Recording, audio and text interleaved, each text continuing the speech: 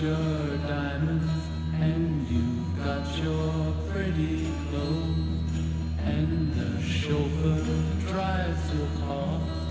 You let everybody know, but don't play with me, 'cause you're playing with fire.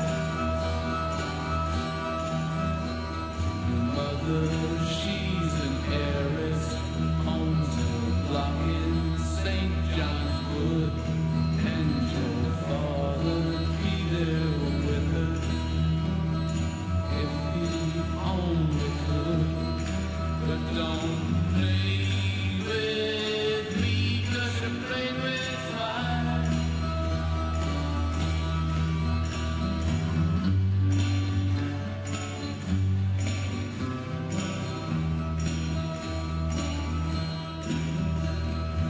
Old man took her diamonds and tiaras by the score. Now she gets her kicks in Stepney, not in Knightsbridge anymore. So don't play with me, 'cause you're playing with fire. Now you've got some diamonds, and you will have some others, but you better watch your step, girl, or start living with your mother. So don't play with me, 'cause you're playing with fire. So don't play with me, 'cause you're playing with fire.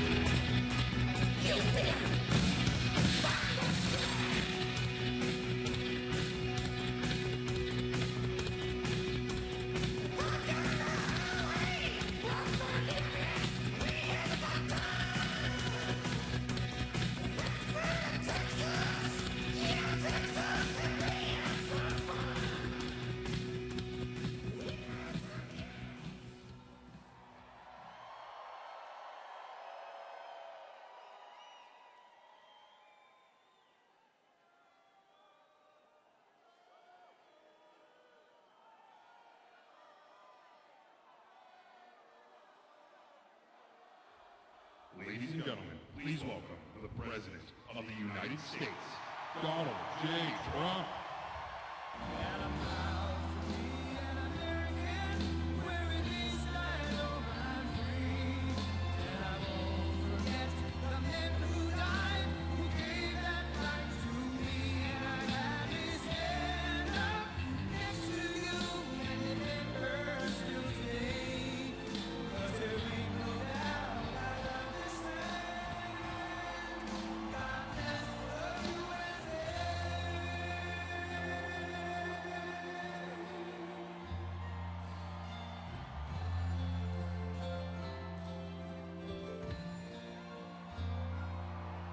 From the lakes of Minnesota to the hills of Tennessee, across the plains from sea to shining sea, Detroit down to Houston, and New York to LA, where there's pride in every American heart, and it's time we stand and say.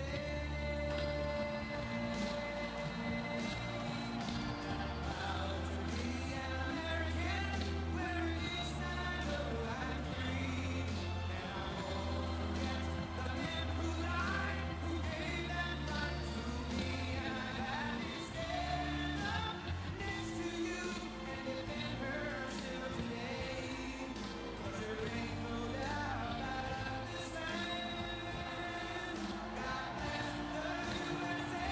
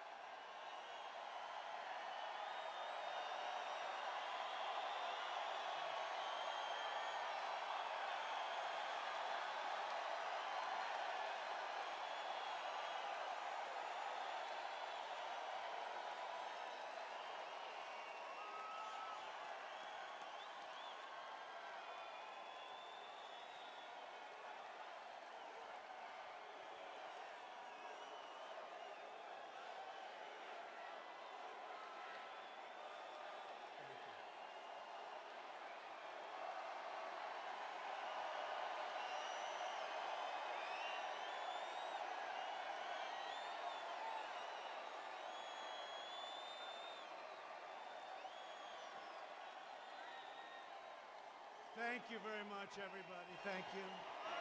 Wow. I will never, ever let you down. That I can tell you, ever. Amazing.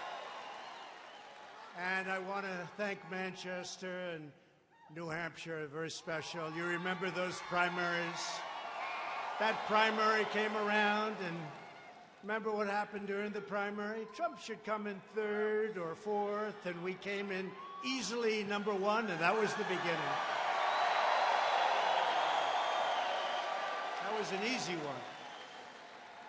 I want to thank you all. This is incredible. And it's great to be back in a state that I love with thousands of hardworking patriots who are the heart and soul of America, and that's what you are.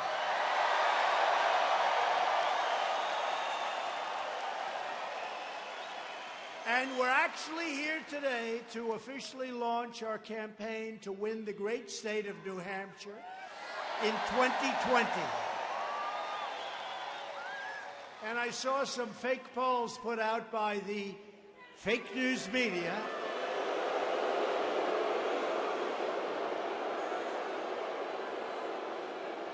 And it said that I'm tied with three of the other candidates, the Democrats. I'm tied in New Hampshire. I don't think so. I mean, maybe one of them has a rally. He's got 100 people. So this holds 12,000. We're full. And we could fill it up 4 times, at least. We could fill it up 4 times. But I just want to thank you all. I just think it's going to be a tremendous 4 years. We're going to have a tremendous 4 years. Can you believe it? We only have a little more than a year to go where it all started, right? The greatest movement in the history of our country. The greatest political movement in the history of our country. And even though we had fake witch hunts on our back and all the other things that we had to go through, we have taken this big, beautiful ship, and it's being turned around very quickly.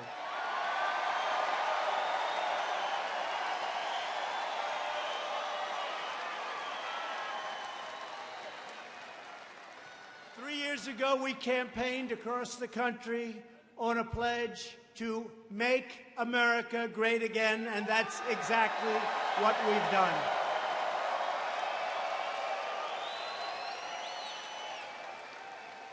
I think we can honestly say it's the greatest slogan in the history of politics in America, right? Make America great again. So if you don't mind, you know, the other candidates they spend millions and millions of dollars on this question that I'm going to ask you. They spend millions. You remember the first slogan from our opponent? That's right. Neither do I. Neither does anybody. I don't either.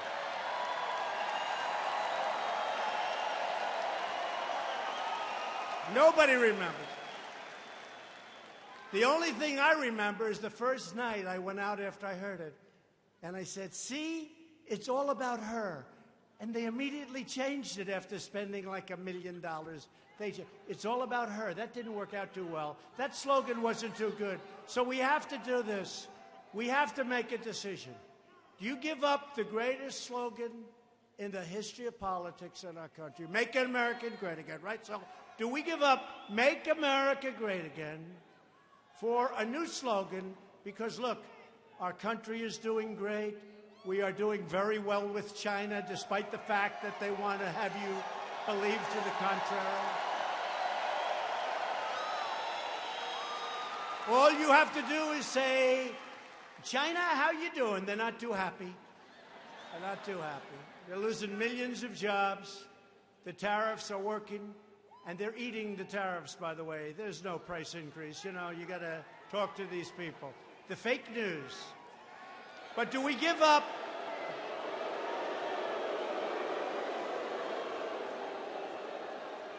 And by the way, the biggest beneficiary, you know who have been great? Our great farmers have been so incredible because they've been targeted by China. And frankly, they've been targeted for a long time, including by incompetent politicians that have run this country for a long time. So we're making up for a lot of lost ground. But do we give up Make America Great Again for Keep America Great? Keep America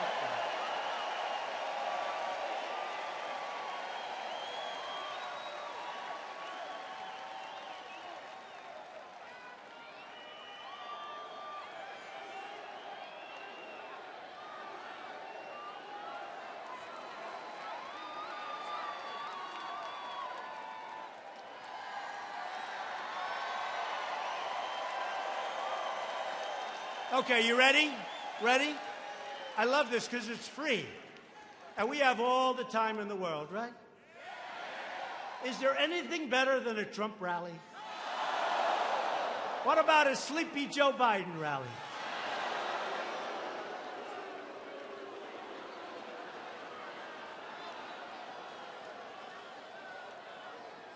Right? Well, he's made some beauties.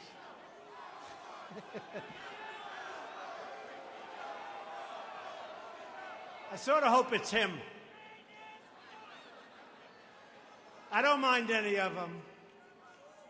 You got Pocahontas is rising.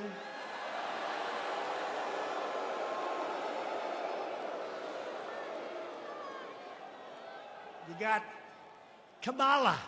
Kamala is falling. You got Beto. Beto is like gone. But we'll see what happens. Whoever it is, I don't know that it matters. But whoever it is, different people.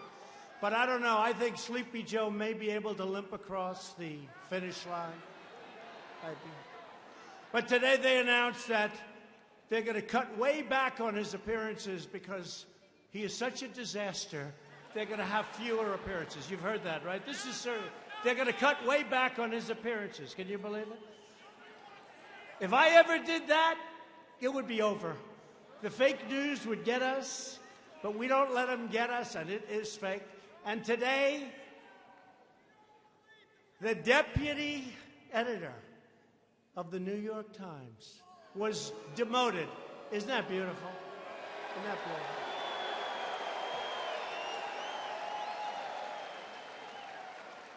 All the news that's not fit to print, you know? All the news, the fake, failing New York Times. So, what do I go with? What do we go? You know, it's really we. It's not me. We're doing it together. They came from the hills. They came from the mountains, from the rivers. They came from all over the place. And they showed up, and they voted like nobody's seen before. And it was 306 to 223, remember? 306. And we won Wisconsin, and they said, oh, we never thought of that. Got to think about those things. And we won Michigan, and now we have a lot of car companies coming into Michigan. And we have a lot of great farming events happening, really big in Wisconsin. And we have incredible things going on in Pennsylvania. We just opened up a $10 billion plant. We have many of them going up. Many of them. A lot of jobs. Spending in Louisiana, an LNG plant, $10 billion. Could never have happened. Could never have happened. Pennsylvania, it would have never happened. They wouldn't have allowed them to frack, so they would have never been able to build it. But what a place that is. It'll be open in a little more than a year. But I have to make a decision. It's a big decision. Do we give up the greatest theme, phrase, logo, whatever you want to call it, in the history of politics, risky, for a brand new one? Because Make America Great Again, we're really sort of there, and we have a little time left. Right?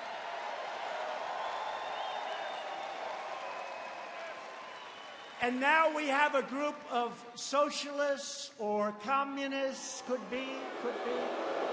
They're not far away. Now, the fake news will hit me on that. How dare he say that? But they're not far away, right? They're not far away. 95% tax. Does anybody want to pay 95% tax in the room? I don't think so.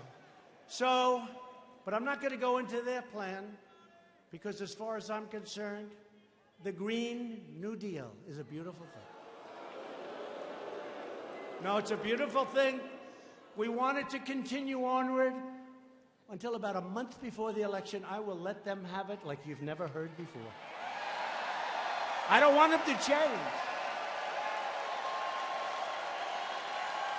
Too early. It's like Elizabeth Warren. I did the Pocahontas thing. I hit her really hard. and it looked like she was down and out. But that was too long ago. I should have waited, but don't worry. We will revive it. It can be revived. It can be right? It will be revived, and it can be revived very easily and very quickly, and we're going to have some fun in the state of New Hampshire. Now, what do we do? Ready? Let me have first Make America Great Again, then Keep America Great, right? Just applaud like crazy for the one you want to use for this campaign, and there's a possibility we'll use both. There's a possibility we'll use both. Because I hate like hell to give up the one. Is there a possibility we'll use both? Maybe one a little bit less. Are you ready? So we'll start Make America Great Again, and then Keep America Great. Okay? Are you ready? Who's in favor of the campaign theme being Make America Great Again?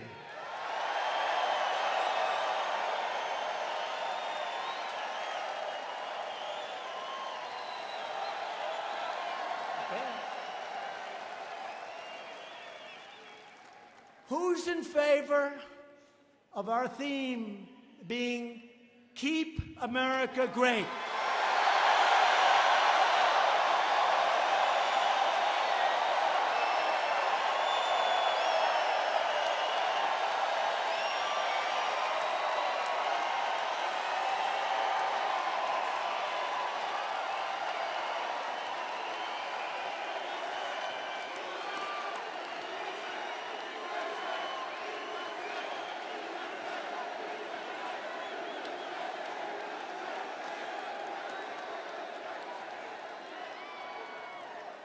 So, oh, wait a minute, this is your hat. I was going to keep it, actually.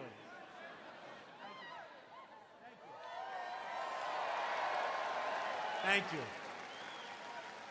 Thank you. So that's really been the reaction. I've done this before, big crowds, and it really is Keep America Great, because we have these socialists want to take it away from us. They want to take it away. So it works good.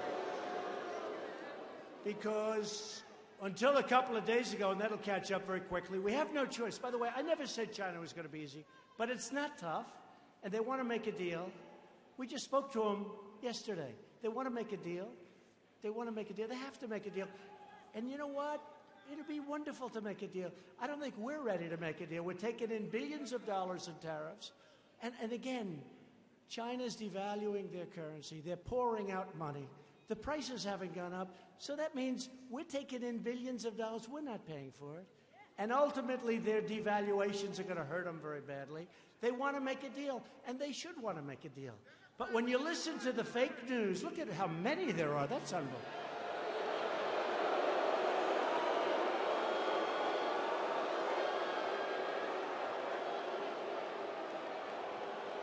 I mean, I actually had something today. I had something today.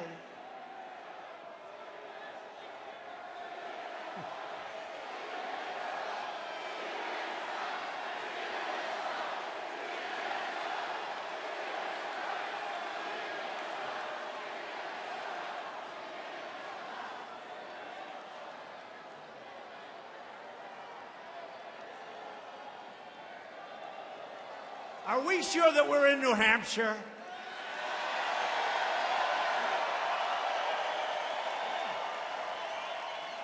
You know, you have a reputation. I mean, I know it's not true because I know you too well. You have a reputation of being very staid, very, very elegant, staid, incredible people. You're not acting it tonight. And that's good. That's a good thing. Yeah, we love our country. We have enthusiasm for our country, right? That's what it is. That's what it is. That's what it is. Before the election, our factories were closing. Hey, who knows it better than you? You're like central casting for the closing of factories. Our jobs were vanishing. Our military was totally depleted. When I took over, our military was sad. We weren't flying half of our planes. They were old. They were tired. Our equipment was tired. Our people weren't tired, though. our people weren't tired. But everything we had, it was depleted. Now we've rebuilt our military like never before.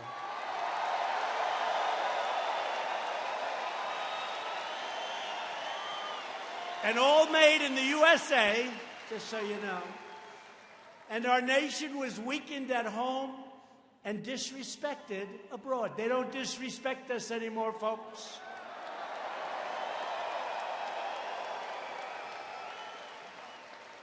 I got NATO to pay an extra $100 billion they weren't paying. They were delinquent. Many nations were, except for 7, many nations weren't paying what they were supposed to be paying. So we're supposed to protect them. They kill us on trade. They have all sorts of barriers and everything else. The taxes are really unfair. The tariffs were ridiculous, what they do to us in Europe. And then we protect them. They don't pay. And I say, I'm sorry, folks, you have to pay. You have to pay. They were delinquent. They were delinquent. And my biggest fan is Secretary General Stoltenberg from NATO. He said until President Trump came along, we were going boom. They would have been finished very quickly. But I'm tired of paying for other nations anyway, I have to be honest with you. Right? And today our nation is stronger than ever before. We're now stronger than ever before. You saw we ended the Iran disaster. How about that? We paid them $150 billion, $1.8 billion in cash. Cash, cash, cash. We got nothing. And they also want to make a deal. China wants to make a deal. And I will tell you, Iran wants to make a deal because the sanctions are not good for them. They are not happy. So we'll see how it all turns out, but it's in good hands. It's in good hands. The United States right now has the hottest economy anywhere in the world. We're rebuilding that awesome might that we were just talking about, our United States Armed Forces. America is working again. America is winning again. And America is respected again, respected like never before.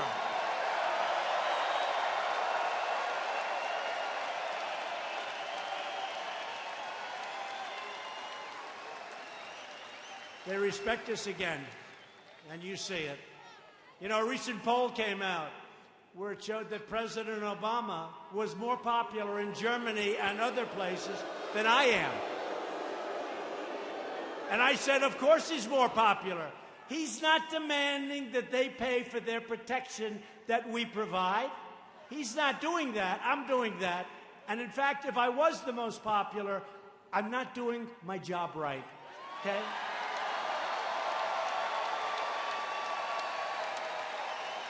So true.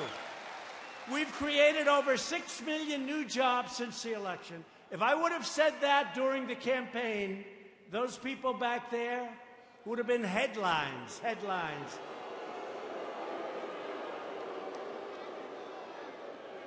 More than 7 million Americans have been lifted off of food stamps.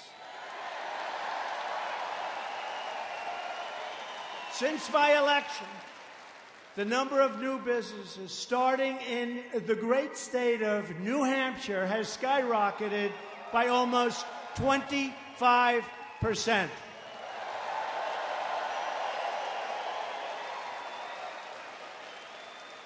And you can't really go by my election. You got to go by November 9th because, you know, the markets have gone through the roof since November 9th. That's the day after I won the election.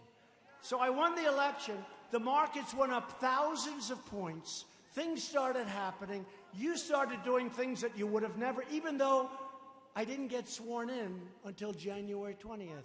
But they refused to do that. And let me tell you, if for some reason I wouldn't have won the election, these markets would have crashed. And that'll happen even more so in 2020. See, the bottom line is, I know you like me, and this room is a love fest, I know that, But you have no choice but to vote for me because your 401ks, down the tubes, everything's going to be down the tubes. So whether you love me or hate me, you got to vote for me.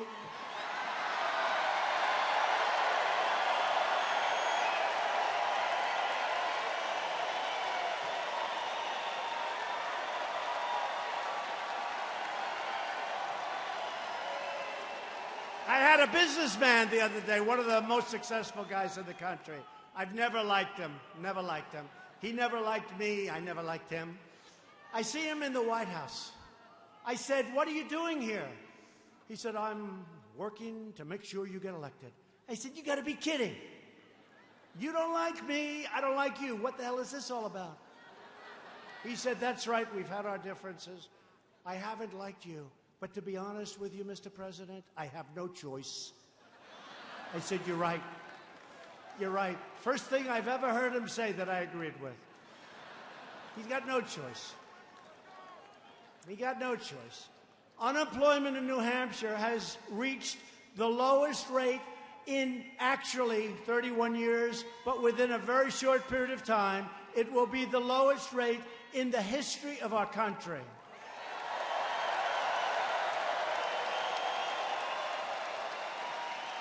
So think of that. You have the best unemployment. You have the most successful state in the history of your state and in the history of our country. And then you're going to vote for somebody else? Oh, great. Let's vote for Elizabeth Pocahontas Warren.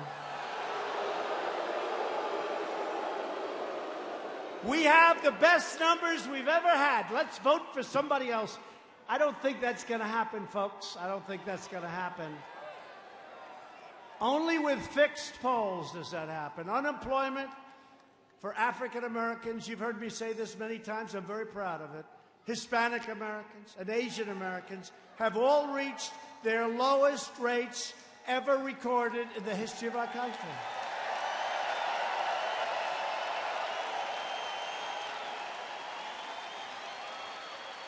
Wages are rising quickly. Remember when I used to say people have been working 2 and 3 jobs, making less money than they made 21 years ago?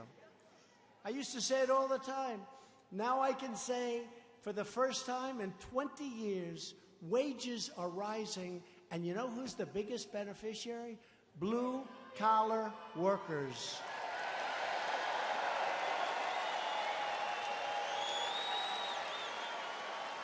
My administration is fighting to expand opportunity for citizens of every background and every race, religion, color, and creed. Very important. Because we are all Americans. We all share the same home. We all share the same heart. We all share the same dreams. We are all children of the same Almighty God.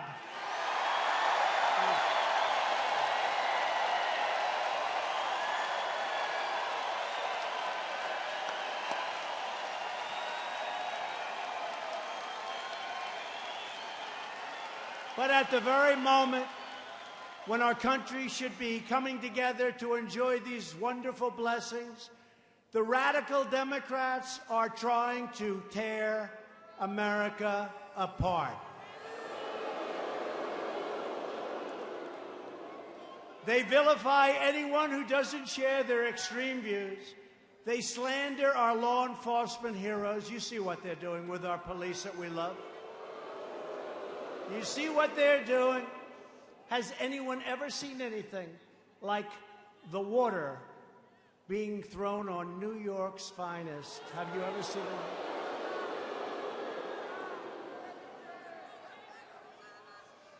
And I know a lot of New York's finest. They're not happy. They're not happy. And they are great people. These are great, great, proud people. For that to be allowed to happen is a disgrace. They view everybody as fascist and Nazis. They used the term Nazi. This was a term, you couldn't even use it. Now they use it like on a regular basis, a Nazi. He's a Nazi. Think of that. He's a Nazi. You couldn't use it. Now they use it.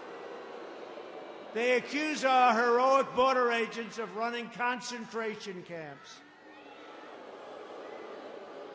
And they do an incredible job.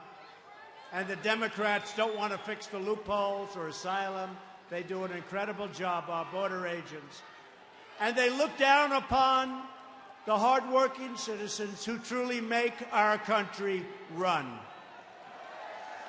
But while the Democrats rage and resist,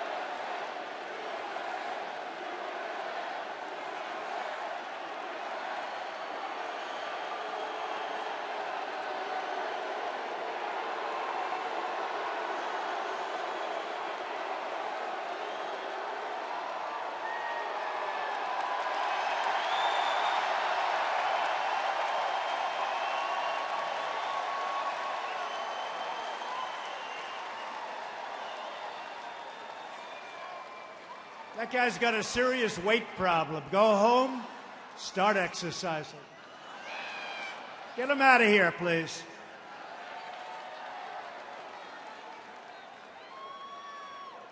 Got a bigger problem than I do. Got a bigger problem than all of us.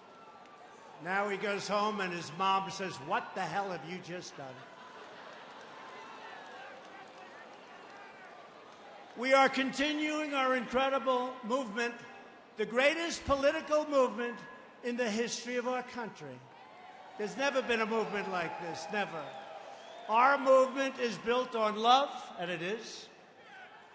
And we love our family, we love our faith, we love our flag, and we love our freedom. And that's what it's about.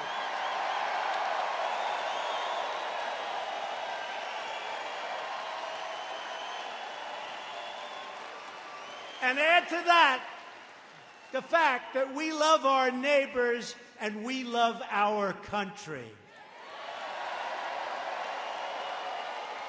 Together, we are all united by one fundamental principle. A nation's first duty must always be to its own citizens. Its own. We've got to take care of our own.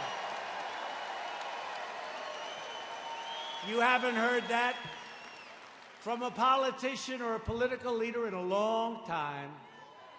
It's called America First. It's America First. We're thrilled to be joined tonight by many tremendous Republican leaders and great friends of mine. A man who's doing an incredible job as your governor, because I want to take 100% of the credit for the incredible turnaround of New Hampshire. And I remember it not so long ago. Things were not looking good. People were leaving. A lot of bad things were happening. But we have to give him a lot of credit. He's been a great governor, Chris Sununu, with a great father, too. Great father.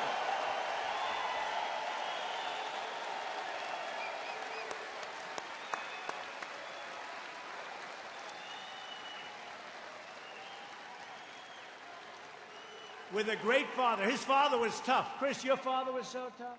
He was for somebody else in the primaries. And then one by one, I won here, I won there, I won there. And then when I won, his father got on and I said, "Oh, this guy kills me. He's so tough."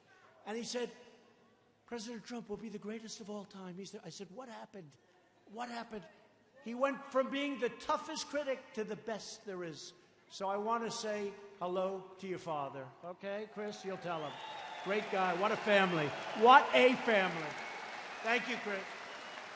New Hampshire Senate Republican leader, Chuck Morse. Chuck. Thanks, Chuck. New Hampshire House Republican leader, Dick Hinch. Thank you, Dick. Thank you, Dick. Great job. A man who was with me right from the beginning. In fact, he had a meeting at his house. His house has never been the same. His house is a disaster now. fact, somebody said he just sold it. But you know what? Because of the Trump economy, I'll bet he sold it for a big, big, fat, beautiful profit. Where is Steve?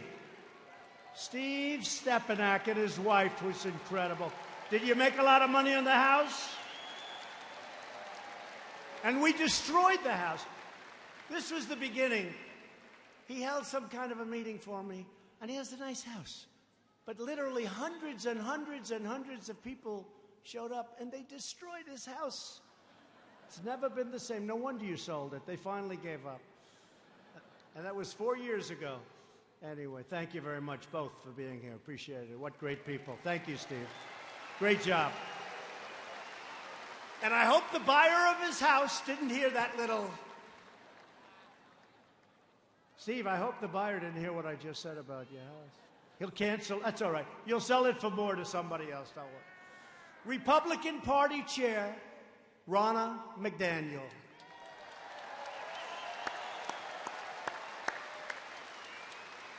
You know, Ronna headed up Michigan. And for many, many years, nobody won Michigan as a Republican.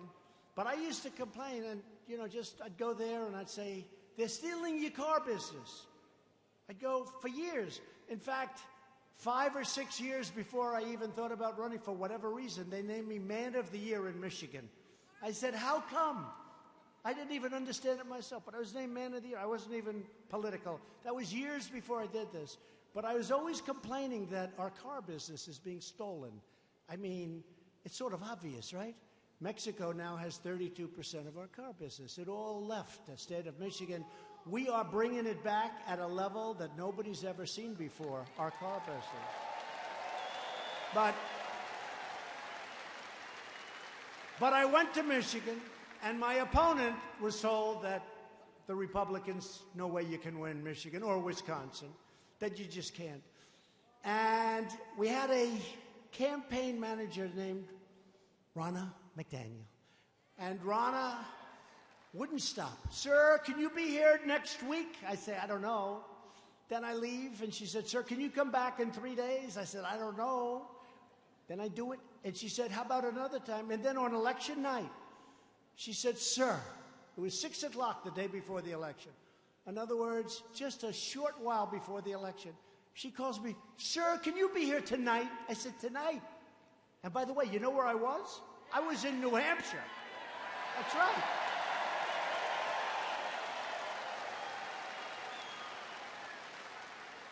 She said, sir, can you be here tonight?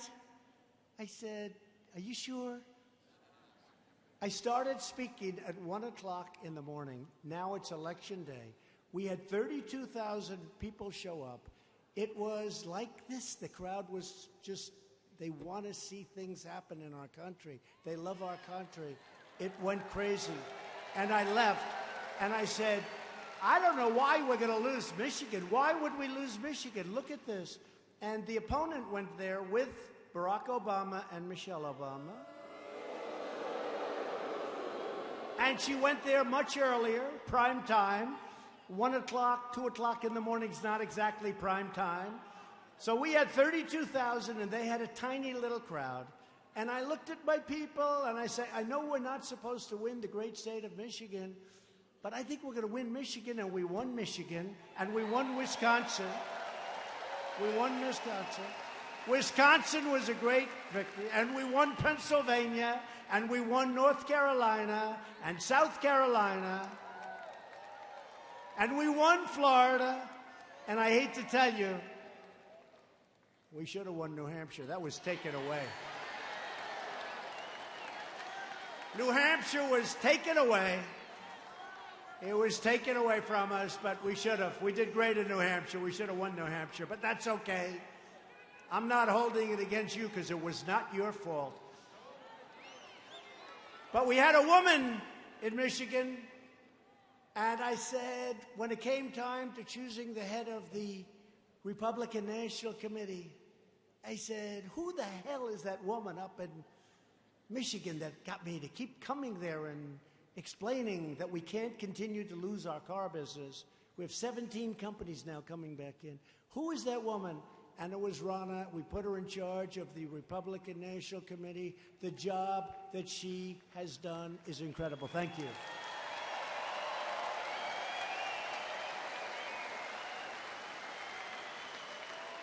And the same with another man, our campaign manager. He started off as a computer genius. And remember when they used to say that the Hillary Clinton campaign is highly sophisticated? Highly sophisticated.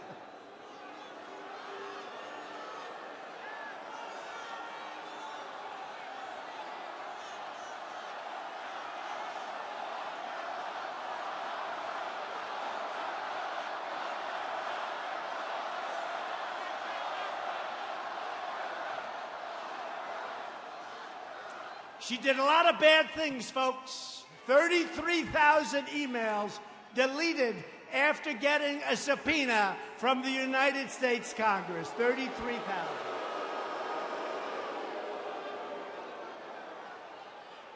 Remember, she said it was about her daughter's wedding and yoga classes. 33,000, yeah.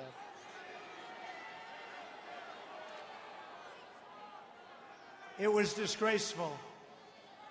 I will tell you this, we now have a great Attorney General.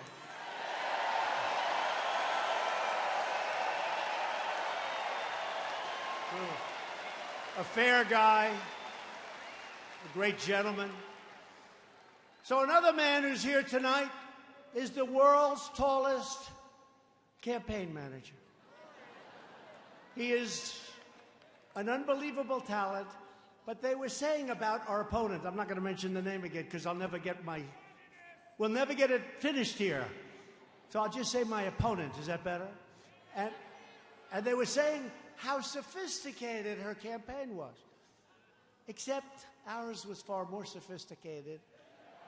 And we had a man that did an incredible job. And he's now our campaign manager. And he's one of the tallest human beings I've ever seen. And his name is Brad Parscale, and he is fantastic.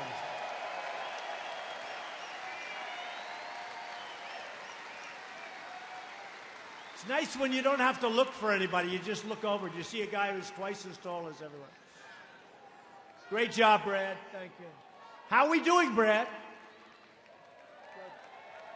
Good. Doing good. Got great poll numbers. We got great poll numbers in a lot of states. Ohio, Iowa. You know, Iowa, every week that they campaign, our numbers go up. They're winning Iowa. We gave them ethanol, which is very important, a lot of things for Iowa. But every week we seem to be going up in Iowa because they're campaigning in Iowa. Wherever they go, our numbers go up. Somebody's going to have to explain that one to me someday, but we like it. A man who's a friend of mine, who was the greatest mayor in the history of New York City.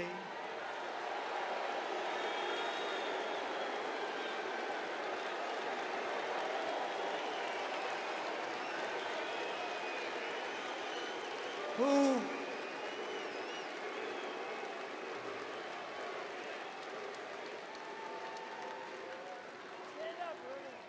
stand up, Rudy. Rudy Giuliani.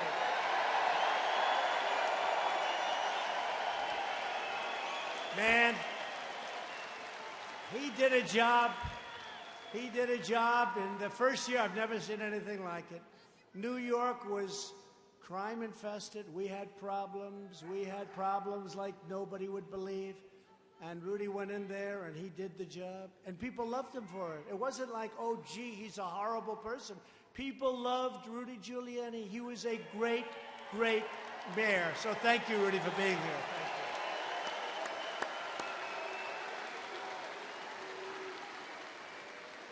And the first person that I put on the campaign, he was driving me wild. He said, I'm saying you can win, sir. You can win. I'm telling you, you can win. He loves this state. He's from this state. He said, you can win, sir. I'm just telling you. And I had him on for month after month. He'd come drive me crazy. He'd say, you can win, you can win, you can win. And finally, we said, let's give it a shot. And I had Corey, I had Hope, I had just a couple of people. We had a rather lean and mean staff. but Corey Lewandowski loves your state, loves New Hampshire. He was the first one that talked about us possibly winning the whole big ball game. And he's tough, and he's smart, and I'm hearing he's thinking about running for the Senate from New Hampshire. I don't know.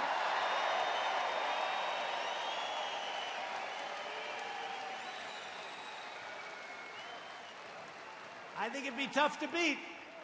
I'll tell you one thing, he'll go into Washington and he's going to have you in mind.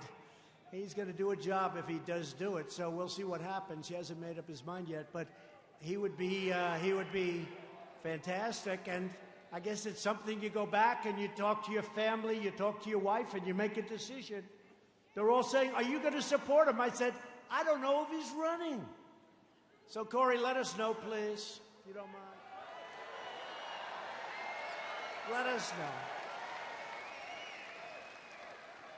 Our shared Republican agenda is pro-worker, pro-jobs, pro-family, pro-growth, and 100% pro-American.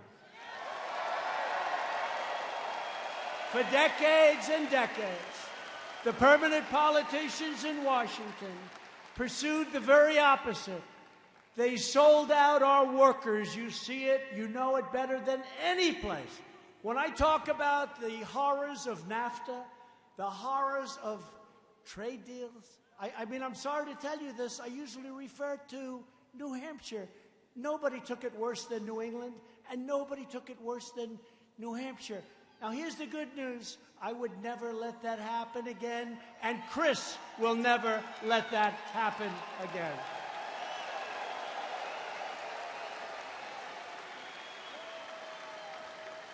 Is there a doctor, please? Doctor in the house?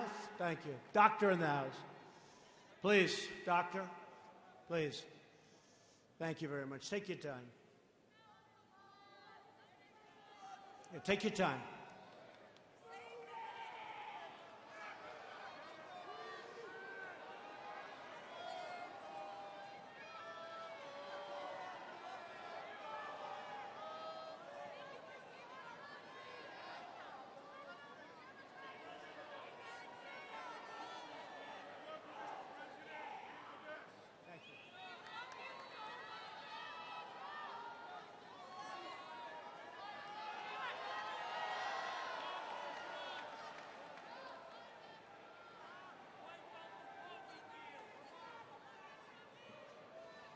Take your time, fellas. Plenty of time.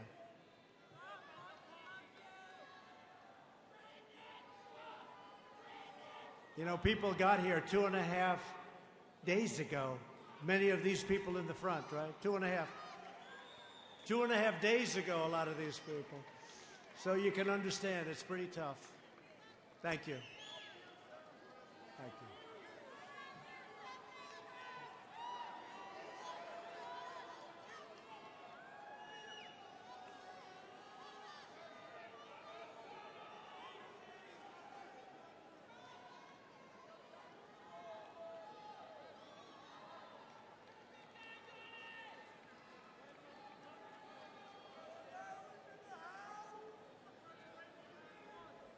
That's okay.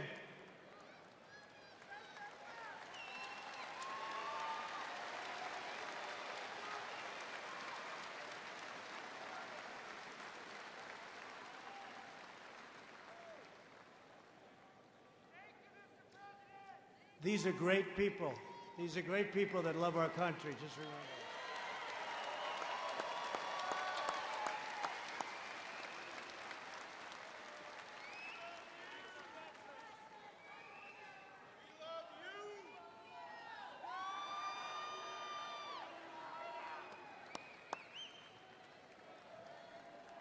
Thank you very much. Thank you. Thank you very much. Pretty good. Pretty good. So our politicians shipped away our jobs, shed our sovereignty, surrendered our dignity, and saddled our nation in one foreign debacle. after another. And we're still here. He just said it. We're still here. You better believe it. And we're here stronger than ever before we're here. But all of that ended the day that I took the oath of office. The American people are in charge of their country again.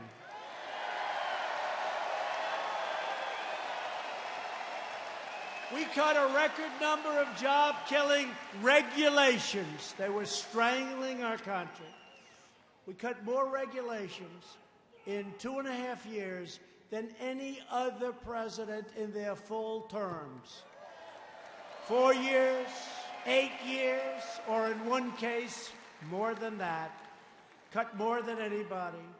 To get relief to working families, we passed the largest package of tax cuts and tax reforms in the history of our country.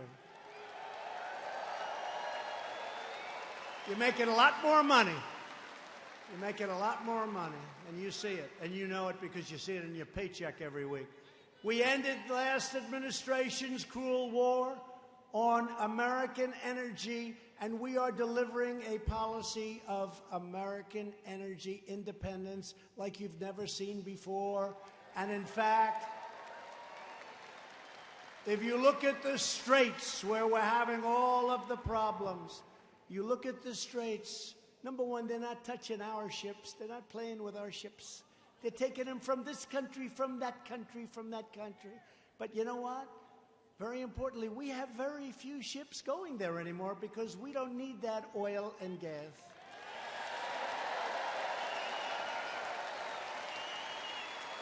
And the United States is now the #1 producer of oil and natural gas anywhere in the world.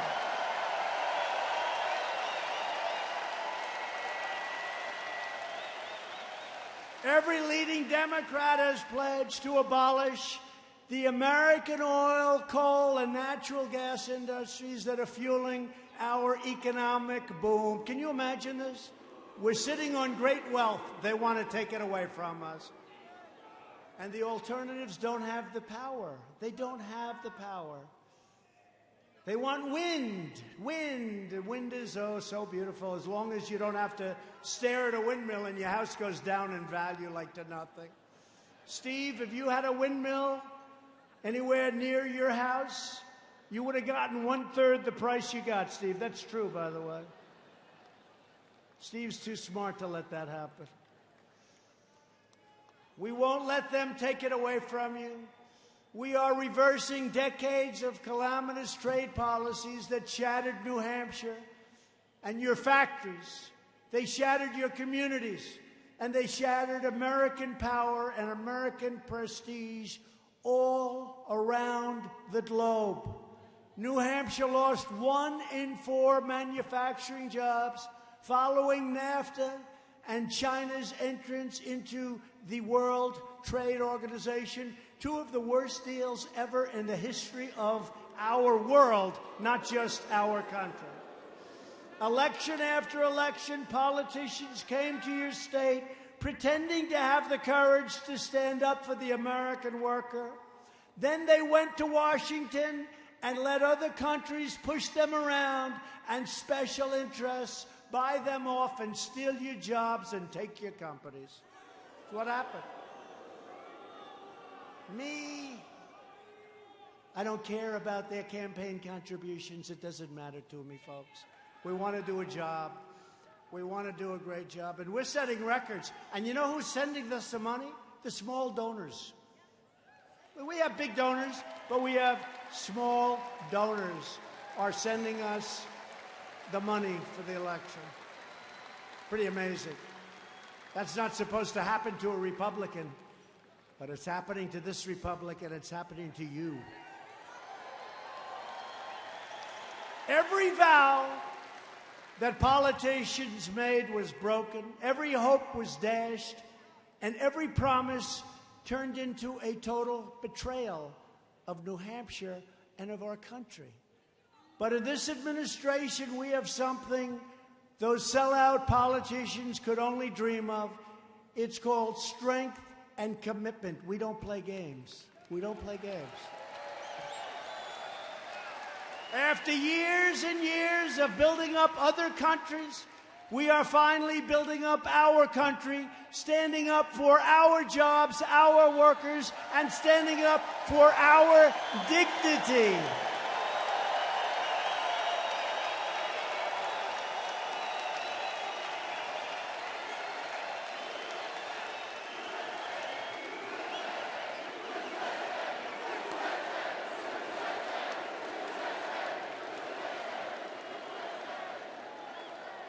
The forgotten men and women of America will never, ever be forgotten again. You were forgotten.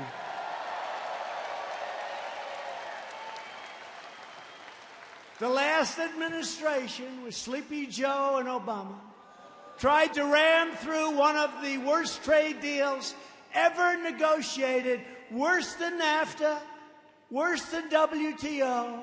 It was called the Trans-Pacific Partnership. It would have been a disaster. TPP would have gutted the American auto industry, would have been in shambles. Our auto industry is coming back so strong. Would have gutted, would have destroyed the industry. But in my first week in office, I proudly withdrew the United States from that job-destroying catastrophe.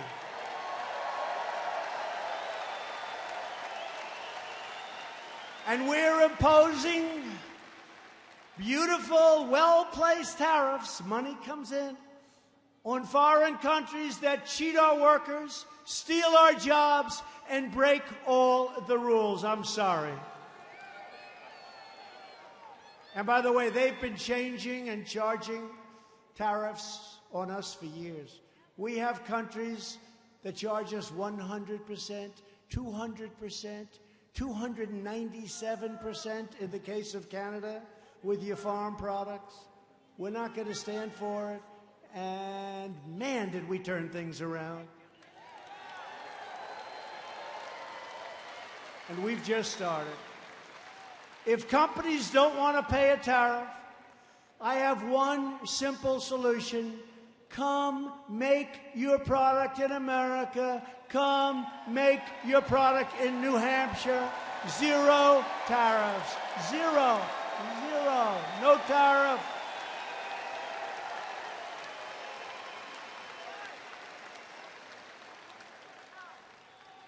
Together, we're restoring this nation's industrial might. And we are doing it with American iron, American aluminum, and American steel. We're doing steel. Steel industry is hot. They were dumping steel all over. They were destroying our companies. U.S. Steel now, all of them, they're all expanding. The steel industry is back. It's doing great. We're opening up mines in Minnesota, the great state of Minnesota. They have magnificent mines that have the best iron ore in the world, and President Obama closed them down.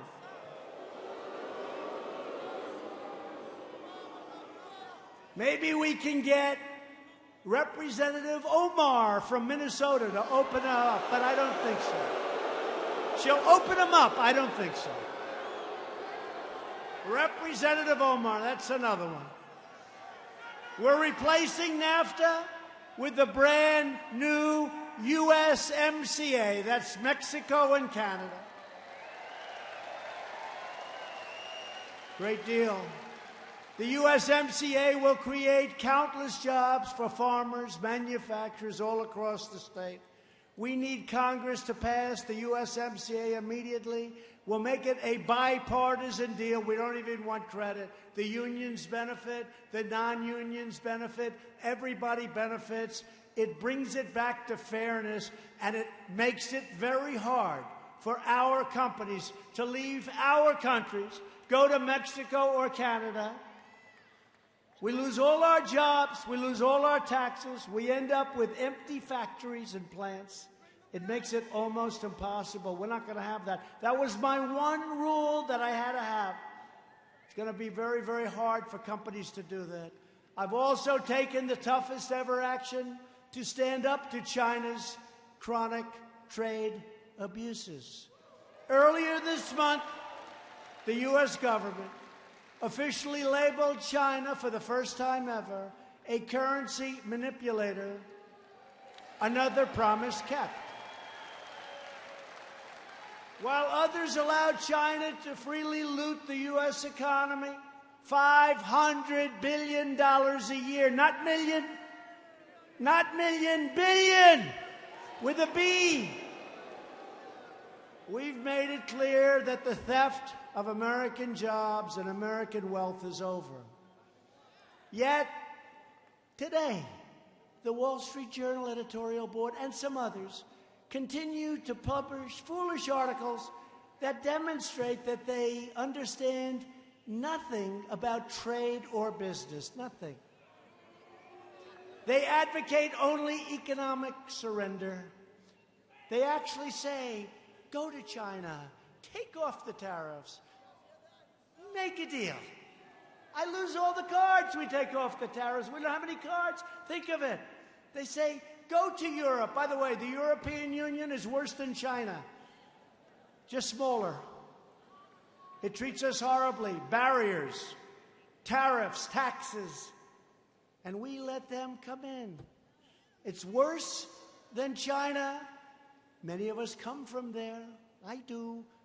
That's what it's got going. That's about it. They treat us really badly. And many others, many others. India tariffs us probably higher than any nation anywhere in the world. We have tariffs of 100% on products and much more than that. India. So we're working on all of them. I called Prime Minister Modi. I said, Mr. Prime Minister, not fair. We got to change. We got to change. Got to change. And we're talking to them very seriously. We're talking to a lot of places. But when the Wall Street Journal comes out and they say, no, take the tariffs off. Go and talk to China. They've been trying to talk to them for 25 years. But actually, you know what? They really haven't. The fact is, the leaders that were in my position, they didn't do a damn thing. They didn't talk. They didn't talk. Past leaders followed the terrible advice of these editorial boards that are frankly totally inexperienced in business, I guess, and our industries were utterly decimated. Globalism enriches foreign countries at our expense. Globalism. I love our country. I'm the President of the United States of America. I'm not the President of the world.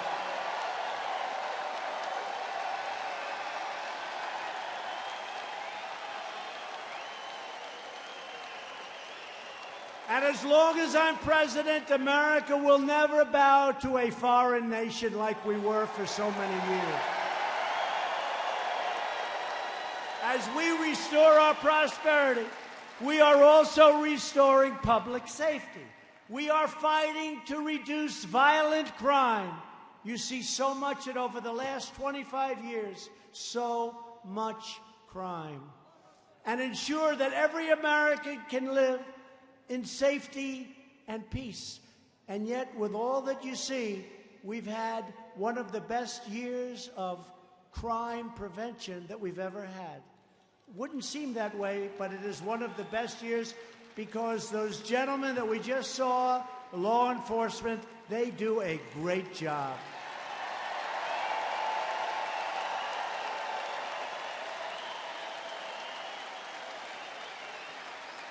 And you've been reading about this a lot lately. We are working very hard to make sure we keep guns out of the hands of insane people and those who are mentally sick and shouldn't have guns. But people have to remember, however, that there is a mental illness problem that has to be dealt with. It's not the gun that pulls the trigger. It's the person holding the gun.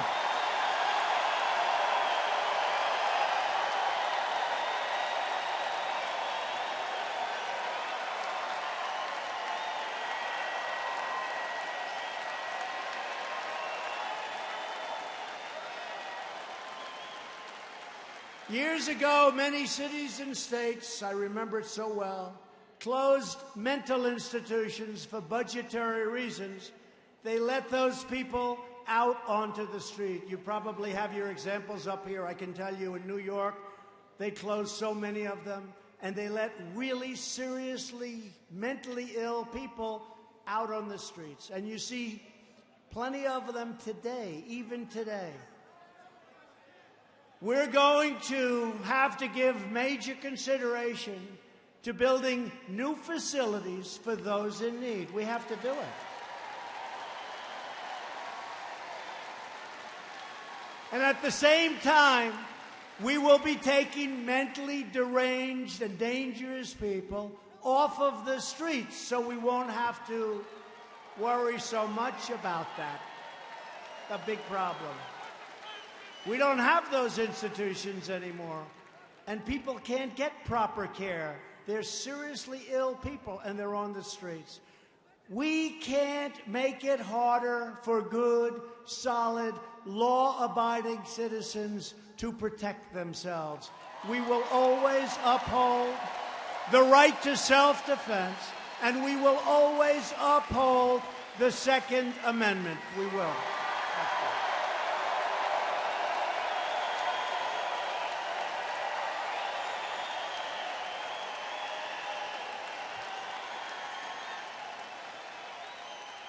So important. One of the most powerful promises I made to the people of this state was to confront the opioid and drug epidemic. I used to go around New Hampshire more than any state, and you'd say, "Sir, the state is infested."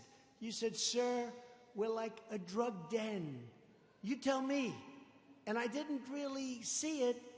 And then I met with the police officers and fire departments and all the people that do, and you just seem to have a bigger problem. And by the way, the wall is being built. That's going to stop a lot of it. The wall's being built.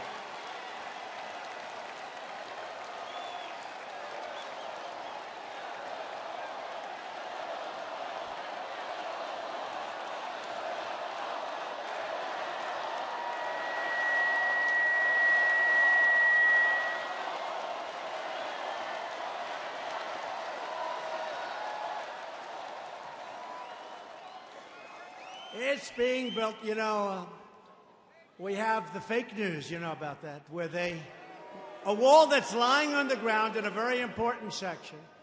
So we pick up the wall, it's in pieces. I mean, literally, it's gone. And we build a brand new 30-foot steel and concrete wall. And the fake media said, he didn't build a wall, that's just renovation. There was no wall, it's lying on the ground. People walk right over it, it's rotted, rusted, gone. We take it away, we put a brand new wall up. They give me no credit. You know why? Because they're fake news, that's why.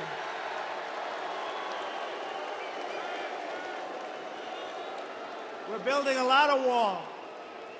The Army Corps of Engineers is doing a great job.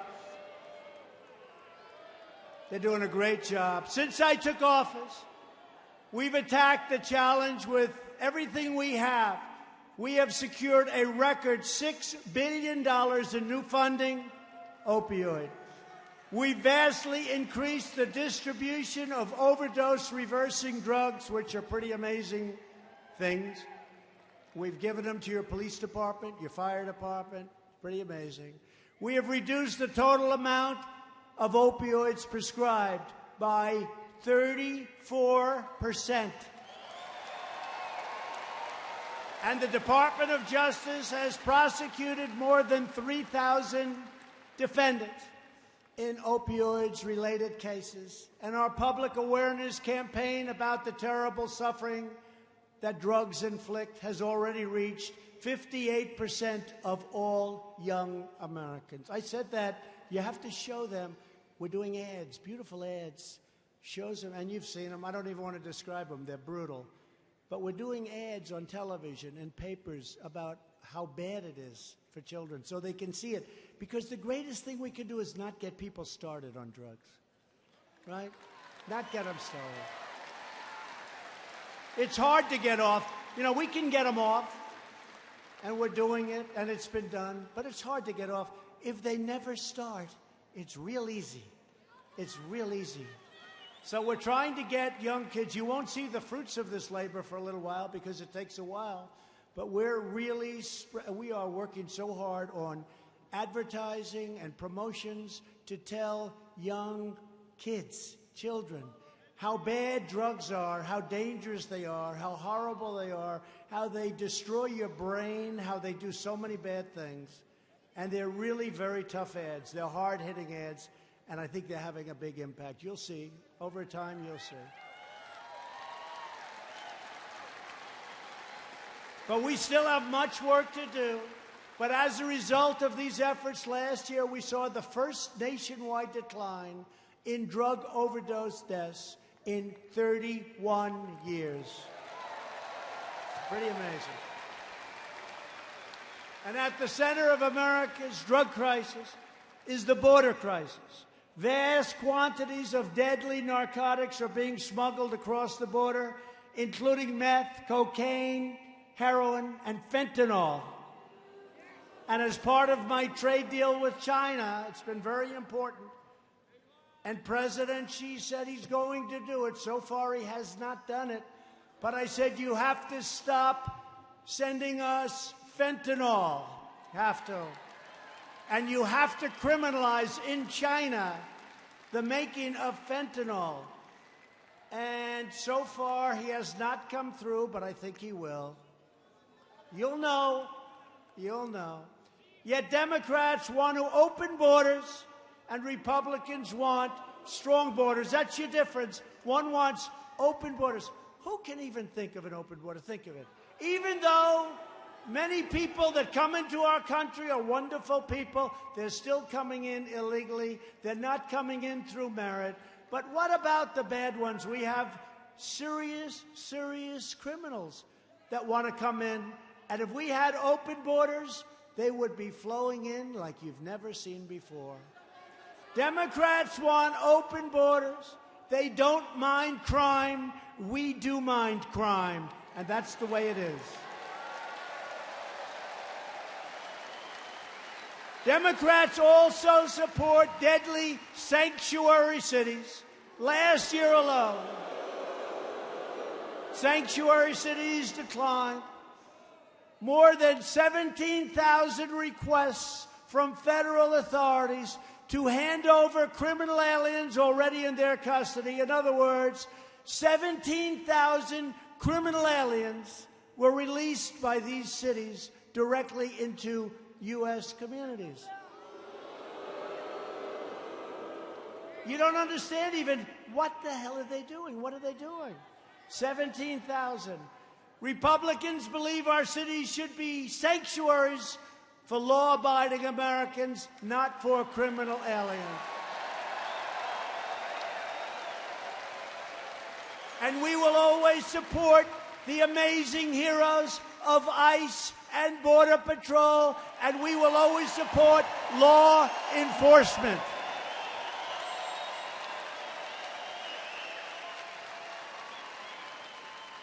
Every Democrat candidate also wants to give illegal immigrants free welfare. Republicans believe public benefits should be protected for truly needy Americans, not for illegal aliens, and we should reduce our taxes and many other things with all of that money that we're talking about. We need to elect a strong Republican majority to end sanctuary cities, stop human traffickers, stop drug smugglers, and adopt an immigration system that puts the needs of American workers and families first.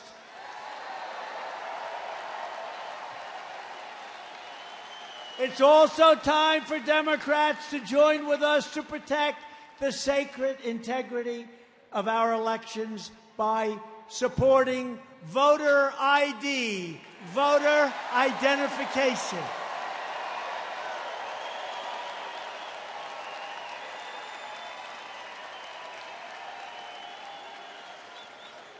It's incredible. They're constantly saying, oh, we need to protect our... They're not looking for that. They're not looking for that. We say, what about voter ID? In other words, you have a picture, you have to go up. What about voter ID? That they don't want to do.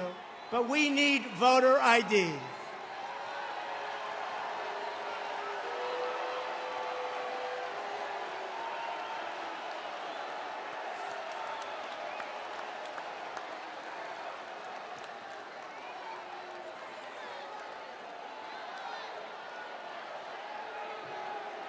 The Democrat Party has never been farther outside the mainstream.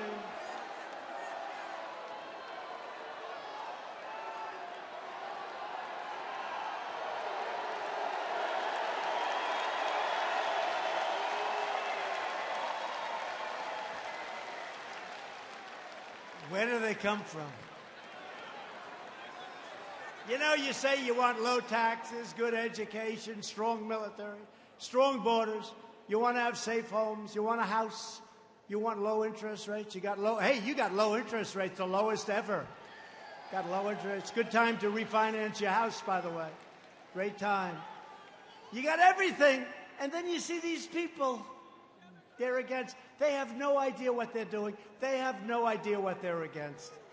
Every major Democrat running for president supports a massive government takeover of health care that would raid Medicare and destroy the private health insurance plans of millions of American families that they love. My administration is defending your right to choose the plan and the doctor that is best for you.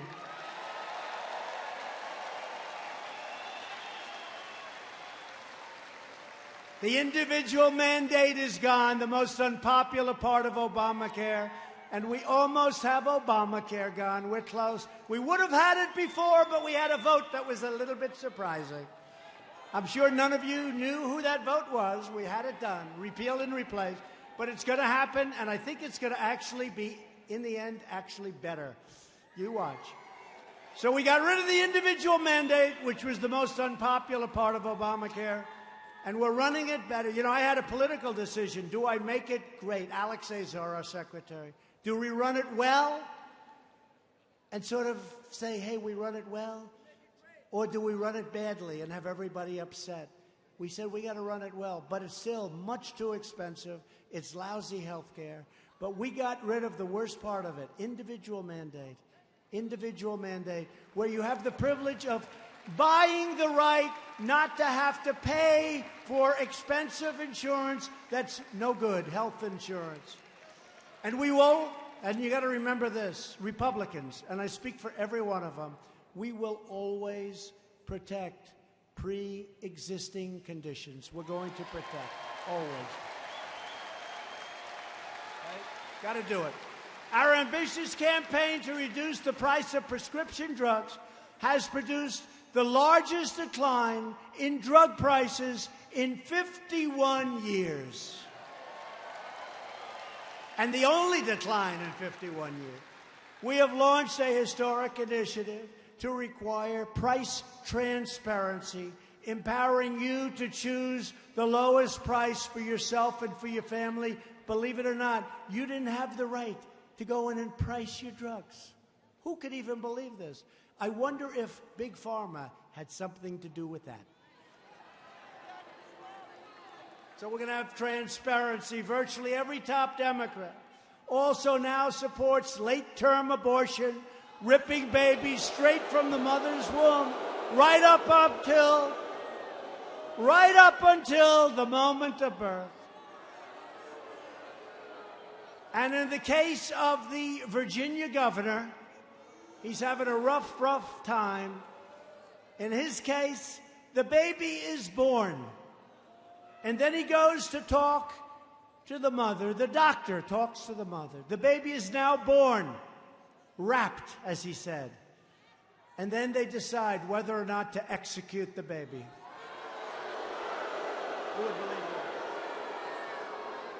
That is why I've asked Congress to prohibit extreme late-term abortion, because Republicans believe that every child is a sacred gift of God.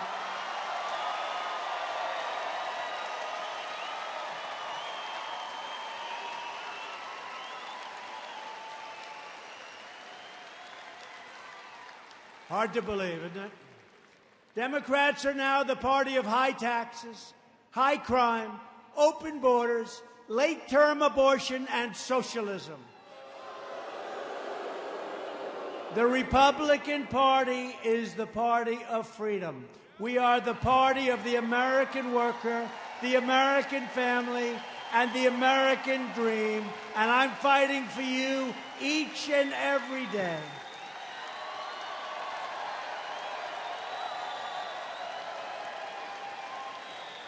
So importantly, we have confirmed more than 140 federal judges. Within 90 days, it will be 179 federal judges. Thank you very much, President Obama. Thank you very much. I don't know what happened to them, but I came to office and I had 138 judges that were not appointed by President Obama. So I say, thank you, Mr. President, very good. And they'll say, he was a great president. Oh, the fake news, he was a great president. If he was a great president, how come he left me 138 judges to appoint when everybody says that's the single most important thing a president of the United States has to do? Great president. He was great. He was a great president. And these judges will apply the laws written, including we appointed 2 great Supreme Court justices, Neil Gorsuch and Brett Kavanaugh.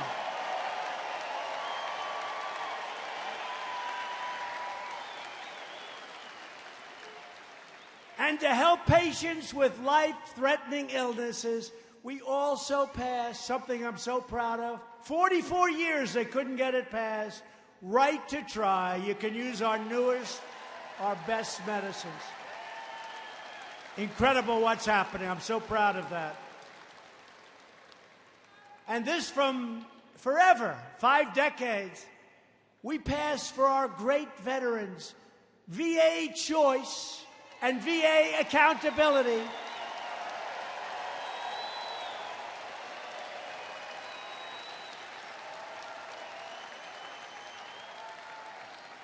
And one of our great friends who's a veteran who's been with me in New Hampshire. I don't know where you are. Where's our guy? Where is he? So Al. So I walk in, I said hello. He's been with me from the beginning. He wasn't with it. He liked Trump. And I came in, he said, sir, he's a great veteran. He said, sir, I have cancer. And, sir, I went into the vet. They were very, very late. They had problems. I'm not blaming them. But they gave me the right to go out and get a great cancer surgeon. He had his operation. You look much better than you did 3 years ago, Al. Much better. Much better.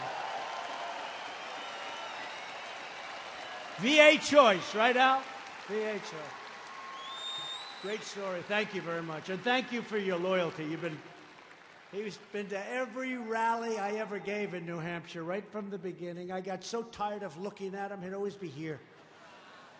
Now look at him. Now he's sitting in very good. That's good. But I appreciate that story.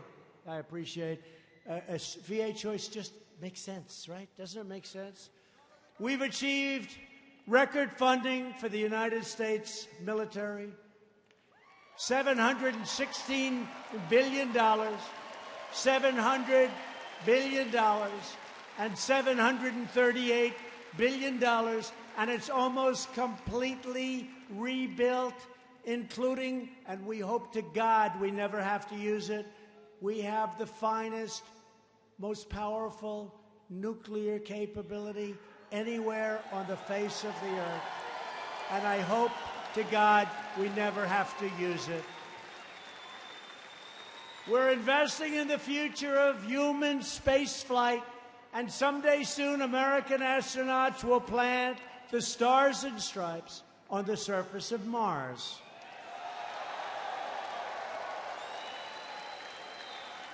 And I told my guys at NASA, you know, NASA, when we took it over, it was exhausted. the runways and the grounds had all weeds growing through the cracks in the concrete.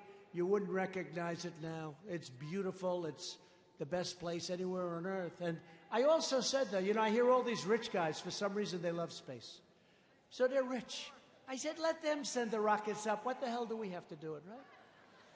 So I see Jeff Bezos and Elon Musk. They're putting rockets up. I think it's great. And they pay us rent. They use our facility. That's good. But we're also doing it. And NASA has some of the greatest plans we've ever had. These are great people, great scientists. But we also let the private sector put up rockets. The one which recently went up, and you see the engines coming back down, and they're coming. There's no wings, no nothing. It's almost like, what are we watching? Is this fiction? And they come down, and they save all of the propellants, all of the really the most expensive parts. They're able to save it by bringing it back right to where it took off. Who would think they could do this? I never saw this before 6 months ago, but they're doing it now more and more. They're saving a lot of the most important and expensive parts of rockets. So we have a lot of rich guys paying us a lot of rent, but we're also doing it ourselves. To protect America's security, I withdrew the United States from the horrible, one-sided Iran nuclear deal. I recognized Israel's true capital and opened the American embassy in Jerusalem.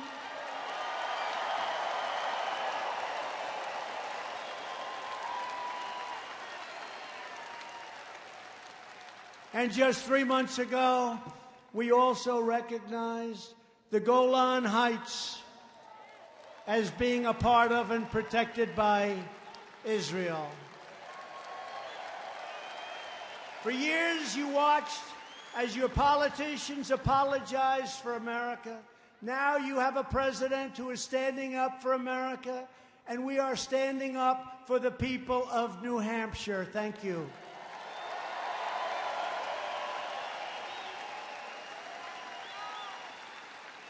And you must never forget the 2020 election right around the corner. 2020 right around the corner. And it's about one thing. You know what the one thing is? You. It's about you. It's about your family. It's about your future. And it's about the fate of your country. So when we ran together last time, we said, the most important elect. We had to turn it around. This country was going bad. You see what happened to Venezuela with socialism. Venezuela 15 years ago was one of the richest countries. Now they don't have water, they don't have food, they don't have anything. And this was one of the richest nations in the world. They don't have anything. We're working on it, we're helping people, but it's very sad. It's never going to happen to us because we will never, ever be a socialist nation. Ever.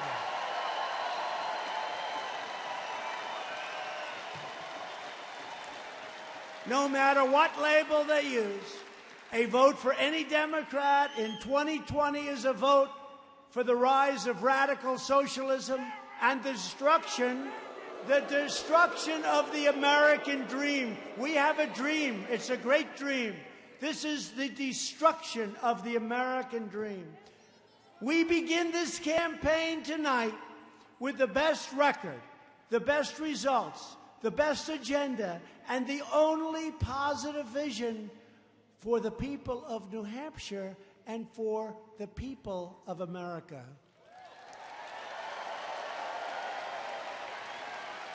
Together we will lift millions more citizens from welfare to work, dependence to independence, and poverty to prosperity. Millions and millions of people.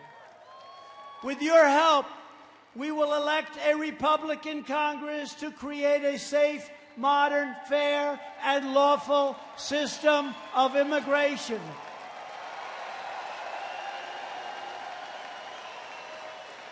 We will enact trade deals that are already happening that ensure more products are proudly stamped with that beautiful phrase, made in the USA. We will achieve new breakthroughs in science and medicine, ending the AIDS epidemic in America and finding new cures for childhood cancer. And something I never thought I'd be able to say, within 1 decade, the AIDS epidemic in the United States will be gone. Think of that. Did you ever think you were going to hear that? No, did you ever think you were going to hear that? The work they've done on AIDS is incredible. It's an incredible thing. When they told me that, it's just shattering. It breaks your heart what's happened. But think of it. In 10 years, the AIDS epidemic will be eradicated. So great. Who thought that was going to be happening? Who thought I'd be able to get to say that so early in what we're doing together? We will defend privacy, free speech, free assembly, religious liberty, and the right to keep and bear arms.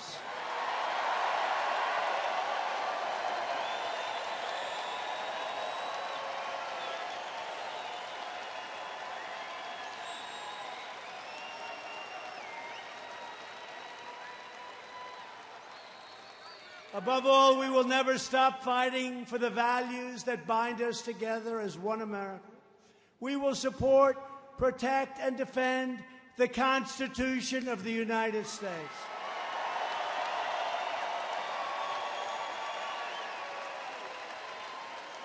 We will stand with the incredible men and women of law enforcement. We believe in the dignity of work and in the sanctity of life. We believe that faith and family, not government and bureaucracy, are the true American way. We believe that children should be taught to love our country, honor our history, and to always respect our great American flag.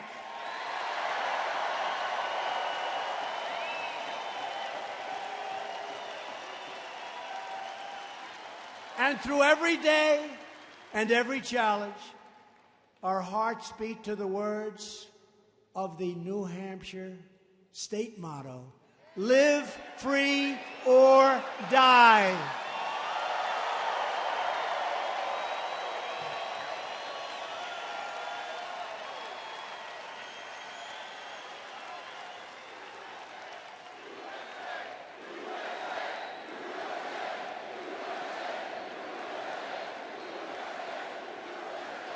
We are fighting for every American mom and dad who wants to protect this land of liberty for their precious, beautiful children. We are fighting for every young boy and girl who deserves to grow up in a nation of builders and dreamers, pioneers and patriots. And we are fighting for every citizen of the greatest republic on the face of this earth. Every day, my presidency, we will never forget that we are Americans and the future belongs to us, the brave, this beautiful, strong, proud, and free future. It belongs to us. It's up to us. We control our own destiny. And with your help, your devotion, and your drive, we are going to keep on working, we are going to keep on fighting, and we are going to keep on winning, winning, winning.